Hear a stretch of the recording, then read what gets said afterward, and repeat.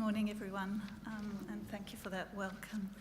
I've been doing research in the area of sex work for 20 years now, and it's been a very interesting journey. In particular, I've been interested in the way sex work is regulated and how legislation impacts on the health and safety of sex workers.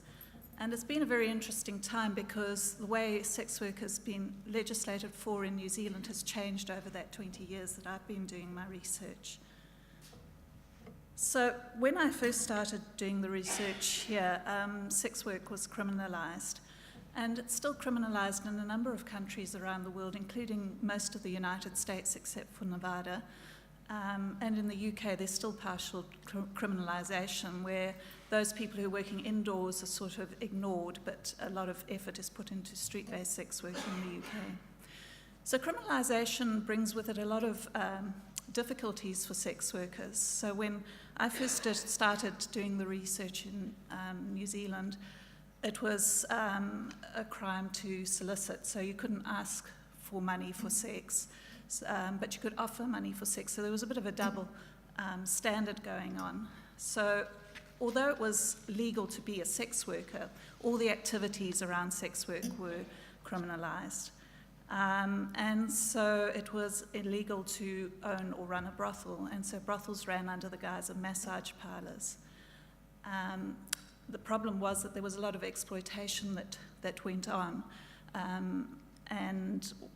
When police raided massage parlours, condoms on the premises were used as evidence for prostitution-related activities.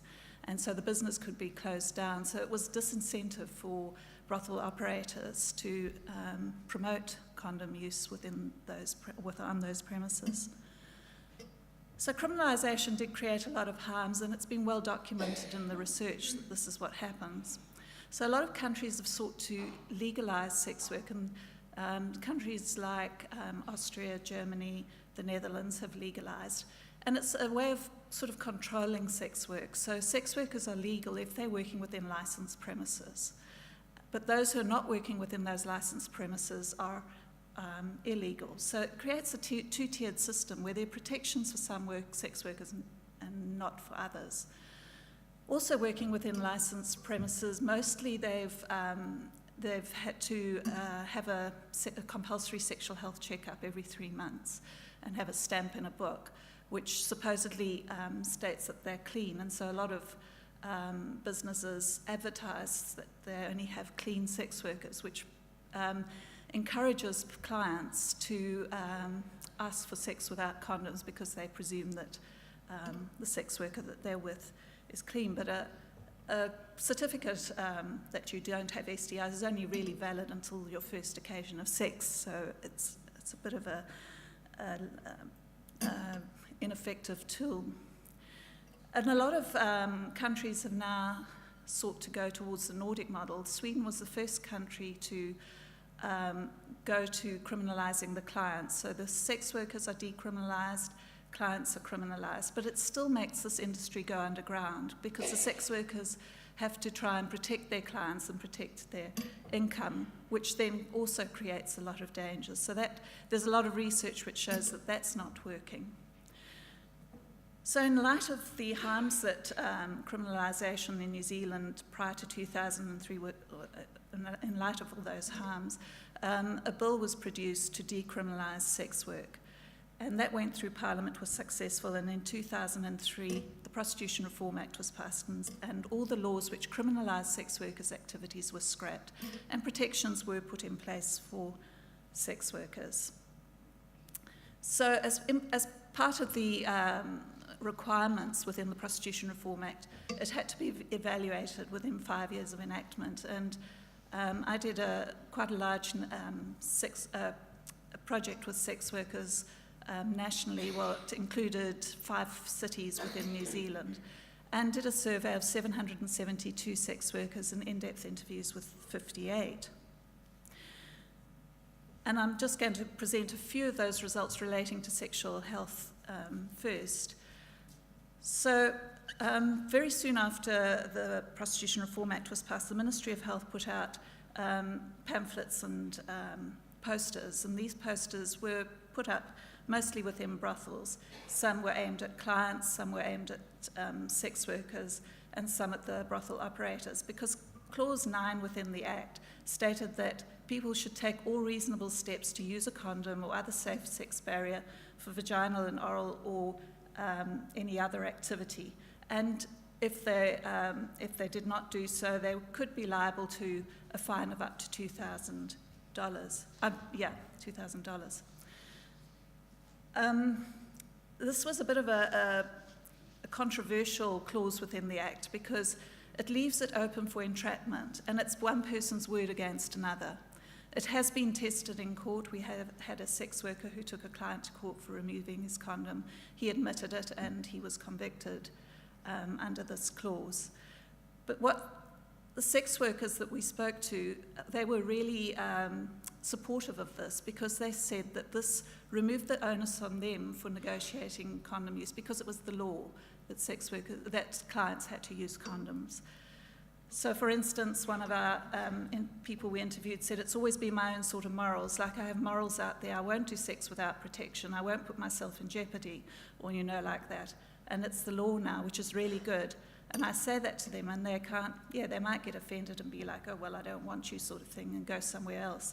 But at least I know I'm safe, and I know I've given them the reasonable explanation, and I know it's the truth. And another one, it's the law. The law has changed so much. So it became the law. They could say to the client, look, it's not me saying you can't use a condom, it's the law. So if we look at the quantitative data from the survey, we found that for vaginal sex, only around 5% had reported you having unprotected sex in the last 12 months. Less for anal, around 2%. Oral sex, however, there's still quite a lot of in terms of oral sex on the client, around 11% reported not using condoms, and oral sex on themselves, 13% didn't use dental dams. There's still a lot of clients who do request sex without a condom, but less than 4% said that they didn't have any sexual checkups. 41% go to their GP, but because sex work is still a stigmatised occupation, a lot of people don't report to their GP that they are working in the sex industry. 25% go to sexual health centre, and just over 15% go to NZPC. And that removes the onus on them of having to disclose as working as a sex worker. So it's probably, the sexual health clinic and the NZPC are probably safer options for sex workers to go to for their sexual health checkups. But if we look at Auckland, Christchurch and Wellington NZPC, around 11-12% went to Auckland NZPC and Christchurch 14, Wellington 36. And that's because the Sexual Health Centre, which runs the clinics in the NZPC, operate for 3 hours once a week out of Auckland and Christchurch. However, in Wellington, it's twice a week, 6 hours. So it means it provides more space for sex workers to be able to use that facility. And I won't read these long quotes, but it's just to summarise the top one, Sheila's saying that she always goes to NZPC because she feels comfortable there. And the second quote is from Terry, a transgender street worker, who talks about getting the condoms from NZPC and would not actually bother to go and get condoms anywhere else if it wasn't for NZPC.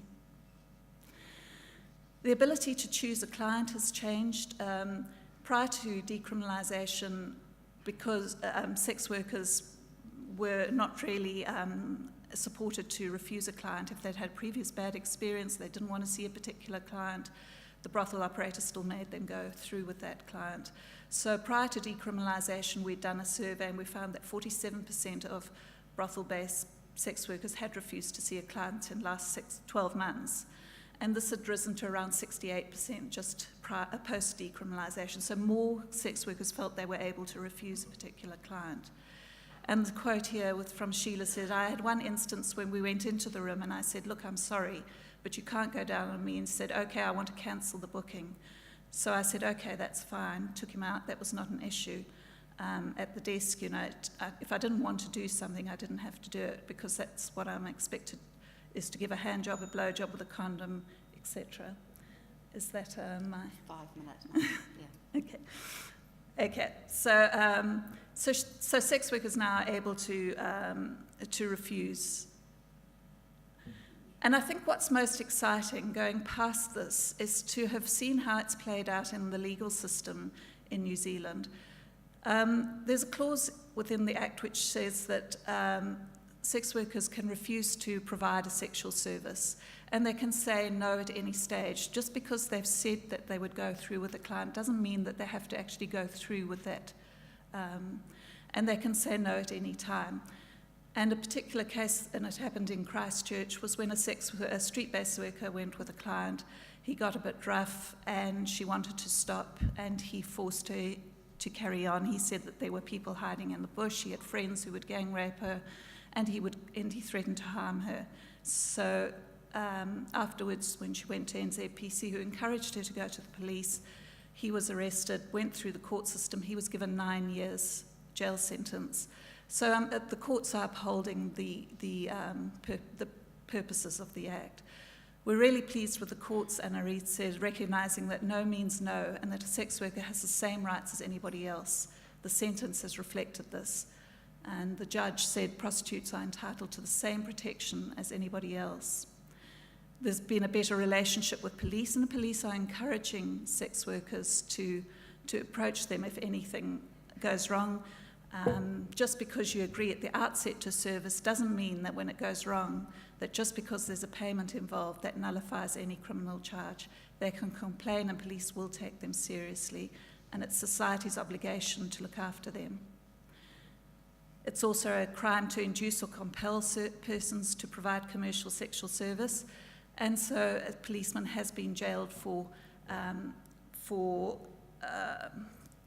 forcing a sex worker to go through with the threat of to go with him with the threat of fines for out-of-date warrant of fitness, etc. I'm just rushing through this now, sorry. And a sex worker has been to the Human Rights Tribunal and won $25,000 for sexual harassment by a brothel operator. So decriminalisation has been the only way of legislating around the world that has shown some gains in terms of health and safety of sex workers. So you would think it's an option that many countries would be looking at seriously. But if you look at the map, you'll find the red marks are where decriminalisation actually happens in the world. New Zealand and New South Wales.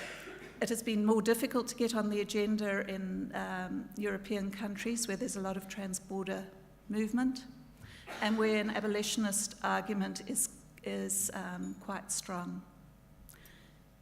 Thank you.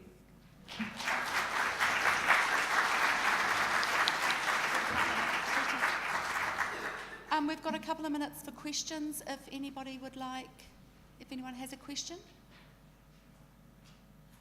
Yes. Have you had any relationship with ACC for claims if it's for women pay tax, that they pay ACC and therefore when they claim for infection?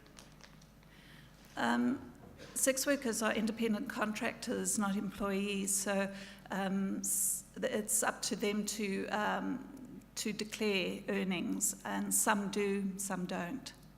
Yeah. Hi, Catherine. Gillian, we still have a population of sex workers who are migrants, who are discriminated against under Immigration and the Prostitution Reform Act. Do you have thoughts about that? I think it makes migrant workers particularly vulnerable because when you because they're working illegally, if anything happens to them, they can't really report it because then they're implicating themselves and involved in sex work, and they could be deported. So it's a clause which I think puts them at more risk and makes them more vulnerable.